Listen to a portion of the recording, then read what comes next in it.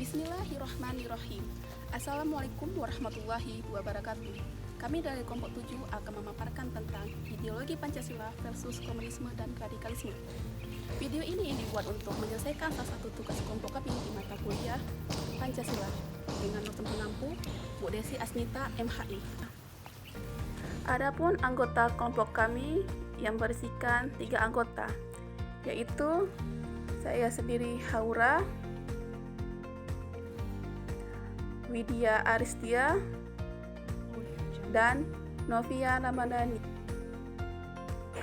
Pancasila sebagai ideologi negara berarti Pancasila dijadikan pedoman oleh masyarakat Indonesia dalam menjalankan kehidupannya. Namun, nilai-nilai yang terkandung dalam kelima asas Pancasila menjadi landasan masyarakat dalam bersosialisasi, kehidupan beragama, hak asasi manusia, dan kerjasama. Kehadiran Pancasila sebagai dasar negara untuk menjadi pemersatu keberagaman yang ada pada bangsa Indonesia. Namun, yang memprihatinkan adalah masih ada kelompok dan organisasi tertentu yang belum menyadarinya dan menghayati nilai dari Pancasila. Padahal, Pancasila ini adalah produk jenius dari para founding father kita, baik tokoh bangsa, tokoh nasional, maupun para ulama-ulama tokoh agama. Yang tidak hanya dengan kemampuan kognisinya, ya tapi dengan juga kemampuan spiritualitasnya. Sehingga terumuskanlah Pancasila sebagai ideologi negara. Terorisme ini adalah salah satu indikatornya mereka yang anti Pancasila. Karena sejatinya radikalisme ini suatu gerakan politik yang ingin memanipulasi agama. Selama ini, ideologi yang sering diwaspadai selama Orde Lama dan Orde Baru adalah ideologi liberalisme, kapitalisme, dan sosial komunisme.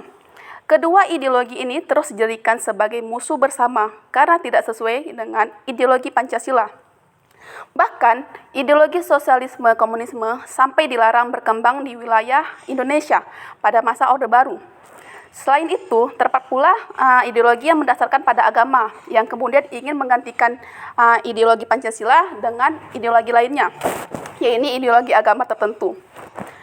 Realitas radikalisme dan terorisme kian hari kian mengganas, seperti radikalisme agama yang ditampilkan dalam tindakan dishumanis atau yang disebut tak manusiawi, yang memilukan seperti bom Bali, tragedi Poso, Ambon, penyerangan di gereja, ledakan bom bunuh diri terjadi di kawasan gereja Santa Maria. Segala apa yang jahat seperti tindakan membunuh, menteror, membakar, bahkan memusnahkan sesama manusia itu anehnya dibingkai atas nama agama. Hal yang memilukan lagi adalah bahwa ternyata para tokoh pelaksanaan eksponen atau pelaku kekerasan itu adalah orang-orang yang mengaku diri dia beragama. Kedudukan Pancasila. Kedudukan Pancasila sebagai ideologi negara harus menjadi dasar dari tujuan kehidupan berbangsa dan bernegara. Pancasila harus menjadi acuan bagi masyarakat Indonesia dan menjalankan kehidupannya sehari-hari di tengah masyarakat. Kita mungkin bisa melihat bahwa belakangan ini nilai Pancasila mulai pudar karena sedikit demi sedikit orang kurang mengetahui makna dari Pancasila tersebut. Di samping itu, muncul beberapa faktor radikalisme yang dilakukan oleh sebagian untuk mencapai tujuan tertentu, tetapi dengan menggunakan cara yang salah dan merugikan. Ada juga yang menggunakan dengan cara kekerasan. Salah satu cara yang bisa kita lakukan untuk menangkal dan mencegah gerakan radikalisme terorisme adalah dengan mengimplementasikan nilai-nilai Pancasila dalam kehidupan berbangsa dan bernegara. Mengapa Pancasila? Karena Pancasila ini merupakan ideologi dan dasar negara yang bersumber dari kearifan lokal dan mengkomodir keragaman bangsa Indonesia.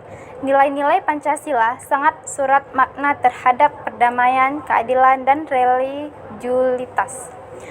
Sila pertama, mengajarkan kita untuk menghargai orang yang berbeda keyakinan dengan kita, kebebasan memeluk agama. Sila kedua, mengajak kita untuk memuliakan manusia. Kita semua adalah saudara meskipun berbeda suku, ras, dan etnis, hingga akhirnya menjadi masyarakat yang beradab. Sila ketiga, menunjukkan pentingnya persatuan, meningkatkan kekeluargaan, gotong royong, dan nasionalisme. Sila keempat mengandung sebuah nilai tentang arti penting sebuah musyawarah sebagai sarana untuk memecahkan masalah demi mencapai mufakat atau arti penting dari demokrasi. Sila kelima bermakna bila sebuah keadilan dan kesejahteraan sosial adalah hak setiap warga negara. Kesewenang-wenangan dan penindasan suatu pihak terhadap pihak lain harus dihapuskan. Untuk itu semua, pihak-pihak harus memperjuangkannya. Apa sesungguhnya radikalisme? Radikalisme adalah suatu keinginan pada perubahan yang menentang keseluruhan, yaitu struktur dasar dan fundamental yang secara politik diarahkan pada setiap gerakan atau tindakan yang ingin mengubah sistem dan akarnya. Tindakan radikalisme yang menginginkan perubahan dengan cara tindak kekerasan, kekejaman oleh seseorang atau golongan sebagai usaha untuk mencapai suatu tujuan, terutama tujuan tentang politik. Tujuannya untuk mengusung perubahan, tapi tindakan seperti ini menggunakan kekerasan dan teror yang sangat merugikan orang lain. Radikalisme ini sangat bertentangan dengan Pancasila. 5 sila yang terkandung dalam Pancasila mengandung keseluruhan yang ada di Indonesia. Setiap orang mempunyai hak, kewajiban, dan kedudukan yang sama. Karena itulah antar sesama harus menjunjung tinggi nilai kerukunan. Pelaku aksi ini telah menyalahi nilai-nilai yang ada di sila-sila Pancasila. Tindakan radikalisme yang terdapat di Indonesia dapat merugikan ketenagakerjaan negara Indonesia dan tidak sesuai dengan Pancasila. Selain itu, radikalisme ini sangat bertentangan dengan Pancasila. Sila pertama, yang tidak ada satupun agama di Indonesia yang mengajarkan tindak radikal untuk mencapai tujuan yang diinginkan.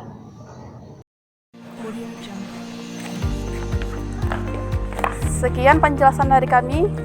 Wassalamualaikum warahmatullahi wabarakatuh.